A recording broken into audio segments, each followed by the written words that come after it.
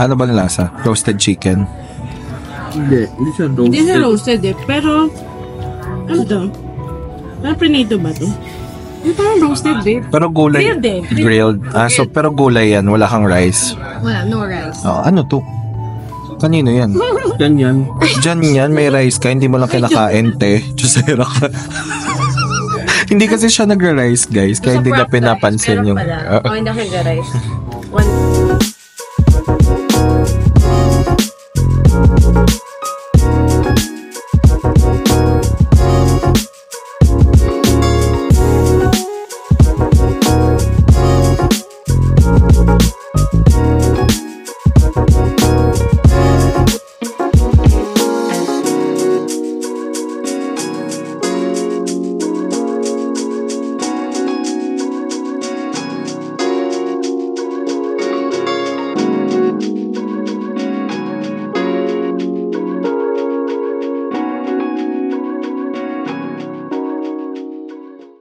Hey guys! Galing kami ng Sapa. So sasakay kami ng Grab na papunta sa hotel. Binaba kami dito. Dito din kung saan kami sumakay sa Tom's Cafe. Kung saan yung meet up point ng mga sleeper buses. So ayan. Papunta na kami sa hotel. Medyo matagal yung biyahe. Mga 6 hours and 30 minutes. Yung biyahe namin.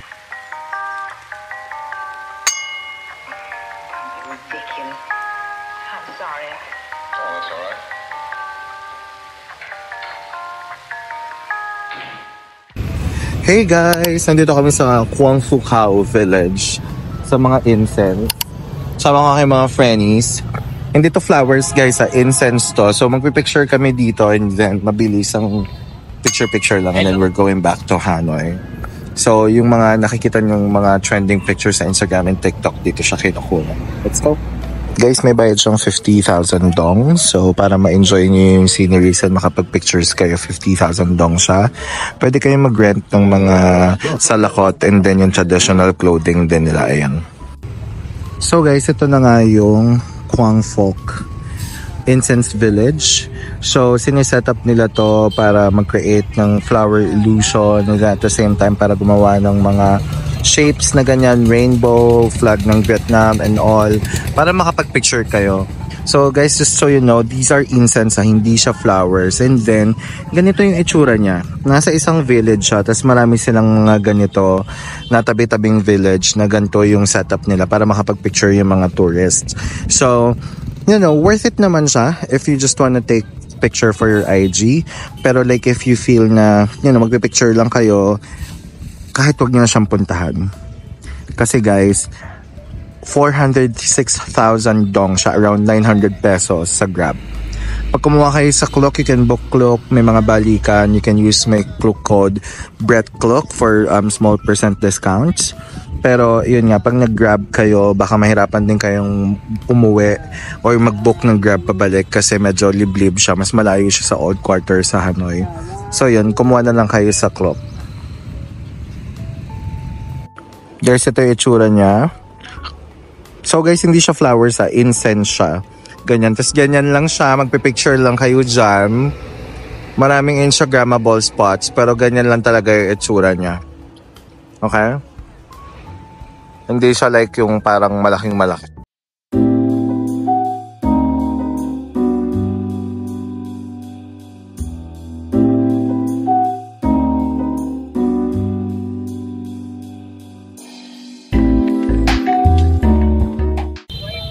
Guys, ganun lang siya. So, kung ako sa inyo, if you wanna, you know, have Instagram photos here na mga aesthetic, pumunta kayo dito. Pero kung feeling nyo, kung picture lang, manghihinayan kayo na picture lang yung gagawin nyo, okay lang din naman na hindi nyo na siya puntahan. Kasi marami pa kayong pwedeng bisitahin dito sa Hanoi. Hey guys! Hey guys, we're back in Old Quarter. And kakain kami sa Viet Restaurant dito sa Hangbong Street. Doon siya sa 11th floor or whatever. Basta doon sa Tok Tok. So, dito kami magde-dinner. Ayan. Ayan siya. Viet Restaurant, 11th floor. Okay, let's go. So, papasok kayo sa lobby ng hotel and then sa 11th floor yung restaurant na kakainan namin. Ayan. Mga pagod. Galing pang sapayan. Guys, alam niyo ba yung last meal namin ay breakfast? Yeah. Omelette. Omelette. Tsaka yung... Nag-juice kayo, no? Kami, ako Nag-juice passion. kami. Hindi. Sila nag-juice sila passion. Passion. Yun na yung last na kain namin for today at alas 7 na ng Alas gabi. 7 yun. Tsaka alas 7 na din ngayon. 12 hours na kaming walang kain. So, nandito kami sa Solar Sky Bar Viet Restaurant sa 11th floor. Hey guys! So, our first order ni Ferian actually, tsaka ni Jaja. Ano to? Fried tofu with shrimp. Yan. Fancy! Gusto nyo fancy, ah? Fancy pan. Ayan, fancy. Guys, ito ay fresh spring rolls with shrimp. How much to, be? Ito yung taga-ano namin, taga-tali. Wait lang po. So that's 199,000. 199,000 Vietnamese dong. So, ayan siya. Sarap. In peso. In peso, that's 460 pesos. 4 na piraso. Yeah. Gumagawa kasi si Ming nito. So, tikman natin kung anong verdict. Tingnan natin kung anong verdict. Na-miss ko yun. Ay, Ako ng virgin. Ay, virgin. Virgin. Virgin. Gagawa din ako ng virgin. Okay, pa-edit out. Gago. Mapa. Hindi ako makaget over dito. So, meron siyang Ako pa nga. shrimp. Siyempre vegetable. The rice noodles. Kasi baka gusto mo. Parang ito na to. Just add yung meat. Very good. Parang hangga. Meron siyang meat sa taas. So, meron siyang meat. Ano to? Ano tong meat na to? Ay, manat. Tingnan natin. No pork. It's pork. Wait lang, may descriptor ako yun. It's pork. Tsaka guys, pag nasa Vietnam kayo, always bring your bottled water. Kasi mahal yung tubig nila dito. Hindi sila nagsaserve ng service water. Lagi kayong bibili ng bottled water. So, might as well magdala kayo. This is Vietnamese lemongrass beef, tapos with rice siya. Tapos hining, ang in-order niya. Ano to? Vietnamese broken rice. Vietnamese broken rice beef. Beef them. Parehong 259,000 dong to. Oo. 259,000 dong to. Tapos 259,000 dong din to. Meron pa siyang mga ganon-ganon, no? Parang dessert na malagkit na hindi ko maintindi. Order ni Jaja, honey grilled chicken. Bunsya na lang yung kulang nila. Ang bestie na taga-picture ng lahat. Gagawin siya sa bunsya ni Fer. Susubuan ka, friend. Friend, tabang chopstick. Baby boy. Nung sinabihan niya akong ready, muntik na akong mapaan. Charing. Paano, friend? I-grill niya yung bunsya ni Fer. Pakisama na si Fer. Susubuan niya si Fer eh. Susubuan niya yung baby. Baby. Eat. Ayun na yun. Fer. Thanks. Tinanggal niya lang pala sa steak. This is the greatest show. Ready pa yun. Guys, here's our food. Kakain na kami. Patosin. Ayan. Yung bunsya ni Fer nakahiwalay yung grilled. Tapos ito ang aming taga-picture. Oh, taray. Ito ang aming taga-antay lang ng post niya. Maripost niya lang. Guys, kakain na kami. Tingin niya, babe. Mahal mo. So, meron akong rice. May kasamang rice na nakalagay sa dahon. Ito pa natin yung Vietnamese rice. Grilled Vietnamese beef Gusto ko pa, friend. Wait, pati ka nga. with lemongrass. Masarap naman. Magtutofu. Kunin mo isa. Sikuhan niyo na, Fer. Ito, Fer, ito mo. Yung sauce ng grilled Vietnamese beef ko, parang mechado. Vietnamese. Grilled Broken rice. broken rice na beef din yun. So, tikman natin. Parang pudding. Pudding na Ito, beef broken rice kay Ning. Hindi ko alam kung bakit siya tinawag na broken rice. Hindi ko alam kung broken talaga rice o kasunod yun. Hindi broken rice na. Siguro kakaano. Sawi sa pag-ibig yung rice niya. Yes. Oo. Broken rice eh. Baka yung kukuha nyo. Alin? I'm 8 a.m. tomorrow. Lasang isda? Yung, Ayan. hindi ah. Lasang isda. Si Fer nagboncha siya. Sabi niya, yan daw yung number 1 niya ngayon. Kasi nakakaapat na restaurant na siyang nagbabongcha siya. Boncha. Sabi niya yun yung number 1. Number 2 is the bonchata. Yung una naming kinainan. Si Jaja, ang in-order niya ay chicken. Masarap nito. Masarap. Masarap. Titikman niya para sa inyo. Dahil mahal na kayo. Ganito pala yung itsura ng restaurant. Ayan. Tapos meron silang bar doon. Tapos meron silang rooftop deck na bar din. Na overlooking ng buong Hanoi. Nasa 11th floor kami. Tata ng table, ah. The entire dinner, I would say, Uy, masarap to. Itong white. Ingay na naman yun. 8.5. Malakas ko po sa ko. May mga Pwede. areas for improvement kanyan. Pero yung mga staff, mababait. Especially ito. Ang Sabi cute. mo lang. Ang cute, yeah. There, I said that. Don't hate me. Don't Hate me. don't hate me cause I'm Don't hate me because I'm beautiful. Kapay, di ba? But eat me because I'm fresh. Mountain fresh. I was raised in a stress-free environment. Bakit ka bonus yung tawa mo? Pagit ko ba? Siguro masarap din yung egg ko. Guys, we're done dito sa Solar Sky Bar and Fiat Restaurant. Dito yan sa GM Hotel. 11th floor sila. So if you wanna visit them, guys, punta kayo dito sa GM Hotel. Kung may budget kayo, dito kayo mag-stay. Sobrang bango. Ang ganda ng CR, ang bango ng lobby. Alam, baka mayaman. Ang total bill namin is 1.9 million. Gusto niyo yun? Minsan lang tayong gumastos ng 1.9 million. Guys, so mag-ikot lang kami dito sa Hanoi, mag-stroll lang. Last night na namin dito ngayon. So pupunta kami sa cathedral kung bukas pa siya or kahit sa labas lang kami para mag-thank you sa super safe trip na meron kami ngayon. And then at the same time, syempre sa enjoy, sa saya ng trip na to, magta-thank you kami. And then ayun, mamimili ng pasalubong kung meron pa kaming pera. Parang wala na yata kaming pera. Ubus na. Ubus na yung pera namin. From millionaire to na lang kami, 1,000. Ganyan. And so pag naglakad kayo dito sa old quarter sa Hanoi ng gabi, ganito yung mga makikita nyo.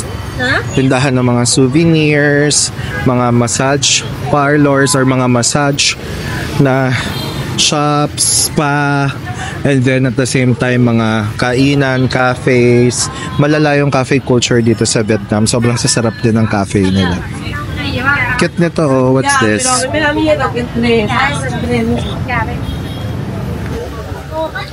Bibili kami ng coffee dito sa coffee house.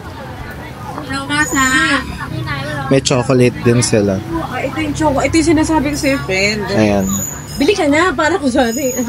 Pero ang mahal. Ayun, coffee. Ayun, oh. Baka yun yung pinapabili ni Cecil. Double check mo. Cecil, naiisip ka namin, ay nahanap namin yung pinapahanap mo. Guys, may mga chocolate sila dito, tapos mga coffee.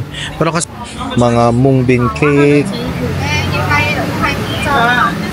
Tapos tea bags.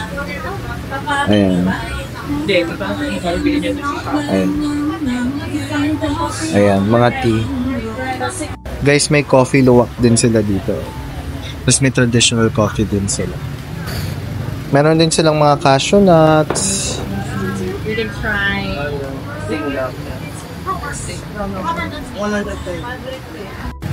Guys, alam nyo ba, dito nga sa Old Quarter, maganda nga siya. Maganda yung aesthetic ng mga buildings, maganda yung aesthetic ng mga cafes, yung mga tindahan, ganyan. And malaki naman siya. Ang problema, pag lumabas na kayo dito sa Old Quarter, there's nothing much to do. Like, pag wala na kayo dito sa Old Quarter, kapag nandun kayo sa modern Hanoi, mga buildings lang din siya, residential areas, parang Manila, ganyan. So, pag lumabas kayo dito ng Old Quarter, wala na kayong ibang gagawin. So, kapag pupunta kayo dito sa Hanoi, might as well mag-book kayo dito sa inside the Old Quarter para hindi kayo mahirapan mag-ikot kung ano yung mga kailangan mong bilhin. Tapos, pag lumabas kayo sa gabi, may mga mabibilan pa kayo, right? Yeah. Kasi pag lumabas ka sa Old Quarter, there's nothing much to do. The building. Hey guys, since it's our last night here in Hanoi, nag-decide kaming i-visit itong cathedral. Ayan, ang ganda niya. At least may ilaw siya sa gabi kasi kala namin wala na siyang ilaw, ganyan. So ayan siya. That's the cathedral here in Old Quarter, Hanoi. Ganyan.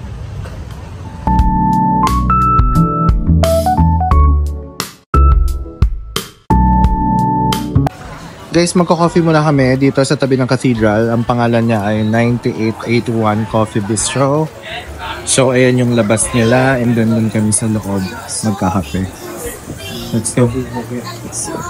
In fairness, ang ganda ng coffee shop nila. Aesthetic. Ayan. Ayan. Uy, in fairness, ang ganda ng coffee shop nila. Super aesthetic. Hey guys!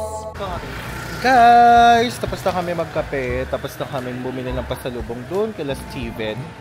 Steven. Na, yung pangalan ng manager is Steven. Sobrang bait niya magbigay ng discount.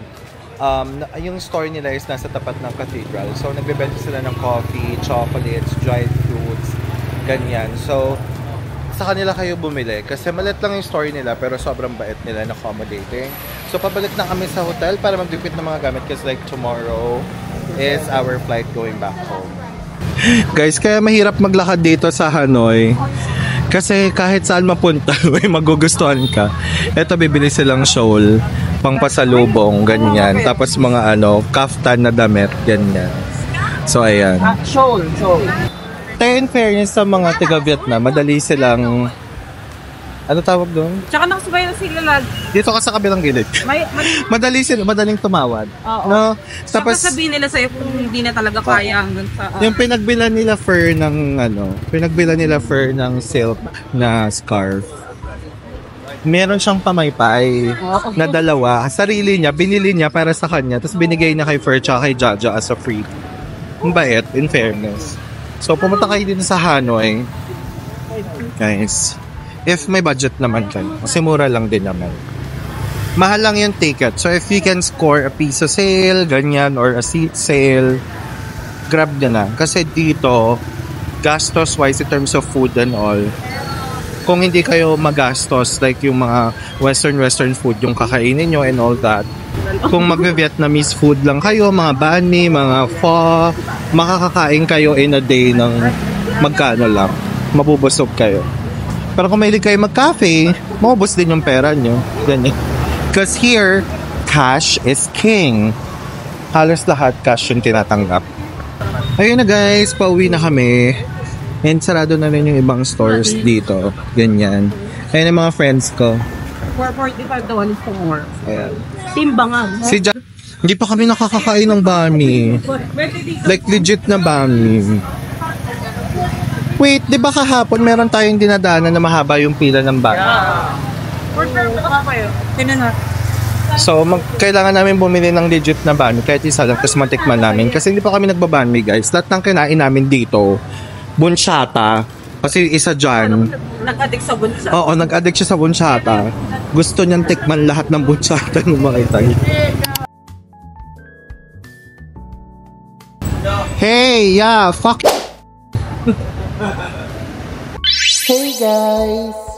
Hey guys! Nandito na tayo sa Noi Pai International Airport. It's 6 in the morning. And hinahanap na namin ang aming check-in counter. Nakatulog na kami kagabi after namin magligpit ng gamit. And now, dito na tayo sa mga flight natin. And hinahanap na namin yung check-in counter namin. So, let's go. Guys, breakfast muna kami dito sa loob ng airport. So, sa loob ng airport, guys, ng Hanoi, sa Noi Bai, kung ako sa inyo, kumain na kayo sa labas bago kayo kumain sa airport kasi medyo mahal siya. So, like this one, $7.5 yan, ha? So, magkano yun? 400 plus. Tapos, ito, $10 plus. Or parang $12. Tapos, ito si Fer, naka $17 siya. Burger King lang yan, guys, ha? $17. Imagine niyo. Ganyan. So, kung ako sa inyo, kumain na kayo sa labas. So, para busog na kayo. Guys! Tapos na kami kumain ng breakfast. Dito sa Noi Bai International Airport kung saan US dollars ang aming pagkain. Nakakaloka. Apakabahal. But anyway, we're boarding. Gusto ko lang magpasalamat sa inyo sa panonood niyo ng vlog na to. At pagsama niyo sa amin sa aming Vietnam vlog, yung Vietnam trip. I'll see you in my next trip. Maraming salamat. Mahal ko kayo. Babalik na kami sa Pilipinas. Bye! Bye, guys. Bye, guys. Tulala kasi siya. Mga pagod na kasi. Bye, vlog. Bye, guys. Until the next trip. Ha?